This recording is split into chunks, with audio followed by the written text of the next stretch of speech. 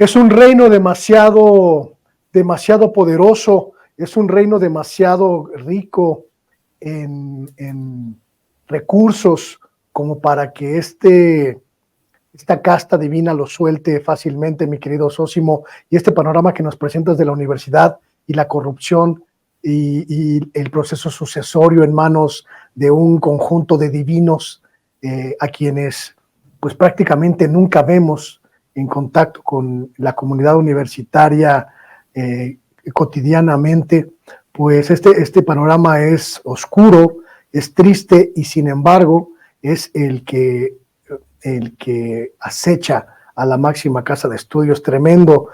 este panorama. Felicidades por esa cobertura y también pues por la cobertura que están haciendo de otra institución educativa, esta también ambicionada, pero por otras circunstancias, también en problemas, pero por otras realidades, como son las normales de nuestro país, mi querido Sósimo, que también tengo entendido que están preparando algo al respecto.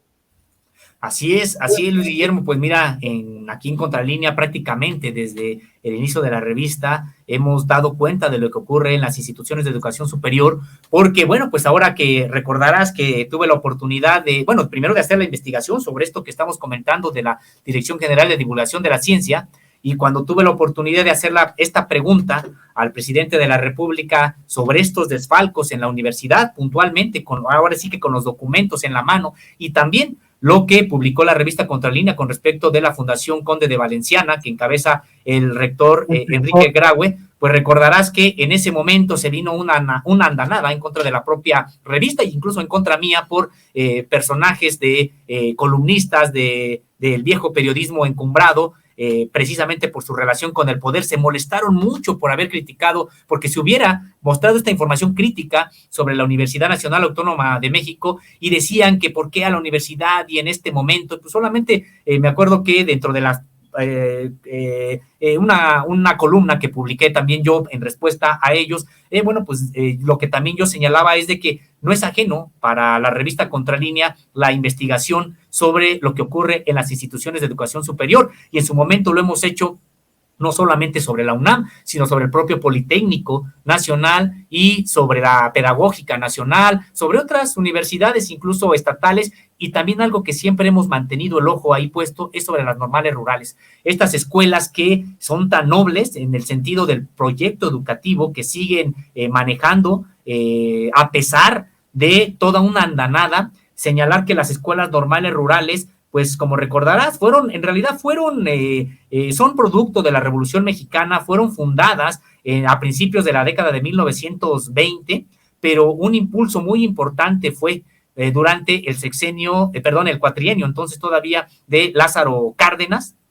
quien las utilizó incluso como parte fundamental de su proyecto de educación socialista, y desde entonces las escuelas normales rurales pues se convirtieron en una columna vertebral de alfabetización de todo el país, sobre todo en un México eminentemente rural. De ahí egresaron los profesores que prácticamente alfabetizaron todo el país, y que estas escuelas normales rurales, una vez que concluyó el sexenio de Lázaro Cárdenas, pues siempre tuvieron todo en contra. Siempre se buscó cerrarlas, quitarles presupuesto, cancelarles las convocatorias de ingreso, negarles a los estudiantes los diplomas de egreso,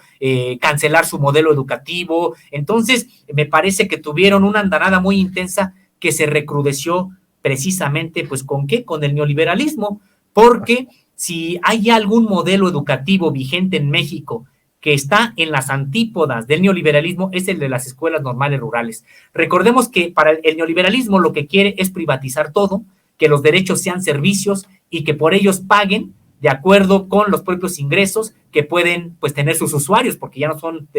derechohabientes, sino usuarios. Así está la salud, así está, por ejemplo, pues también la educación. Entonces hay que recordar que el modelo neoliberal lo que siempre buscó es que los estudiantes pagaran por ese servicio que les daban, que sería la propia educación. Y si hay un modelo totalmente contrario a esta concepción de la educación, es el de las normales rurales, porque te dice, no se tiene que pagar porque no es un servicio, es un derecho, pero van más allá, porque hay educación pública en las escuelas primarias, en la UNAM o en otras que no se pagan. No, lo que ellos dicen, al contrario, el Estado tiene que pagar a los estudiantes becas, porque los estudiantes se tienen que dedicar en cuerpo y alma a estudiar precisamente, y porque los estudiantes, se tiene que asegurar la alimentación de los estudiantes, se tiene que asegurar el techo, los dormitorios, las propias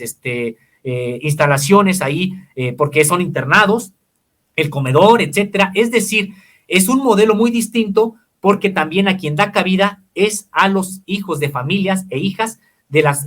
regiones más pobres del país. Para entrar a una normal rural, el primer requisito que impone la propia normal es precisamente la calidad de pobreza en la que viven las familias, porque si hay familias que tienen dinero para poder mandar a sus hijos a estudiar a otro lado o pagarles una educación privada, pues entonces estarían quitándole el espacio a alguien que no tiene para pagar una educación. Y se convirtieron durante mucho tiempo las normales rurales en el único medio por el cual familias campesinas, hijos de familias campesinas, podían acceder a la educación superior. Entonces, hago este contexto, Luis Guillermo, para que veamos de qué estamos hablando, de un modelo educativo realmente revolucionario en materia educativa, muy importante, y que pues precisamente hizo colisión con el neoliberalismo, trataron de desaparecerlo, y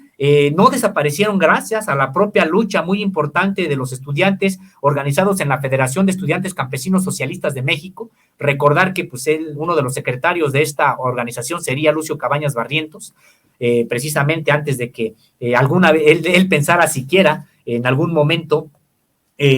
pues levantarse en armas, pero precisamente en esta revista de la cual están ustedes ahí colocando la portada, pues ya decíamos, el miedo del Estado a los normalistas rurales, y el miedo es precisamente a que pues son un modelo educativo totalmente contrario, en las antípodas a lo que ha señalado el propio neoliberalismo. Las escuelas normales rurales hoy siguen padeciendo de situaciones muy complicadas, muy adversas. Ya no estamos, sí, en el momento de los años anteriores del sexenio, en el que incluso se les negaban las becas y ellos tenían que movilizarse para arrancarlas al propio Estado las becas, en el que no publicaban la convocatoria. Sí, todo eso, digamos que no estamos en esa situación hoy, pero estamos en una situación que también es muy complicada en la que a veces no se entiende cuál es el modelo de las normales rurales, y hay un proceso de transformación de ellas supuestamente para mejorarlas, pero que no está atendiendo a las características de las normales rurales y que conducirían a su propia desaparición, Luis Guillermo.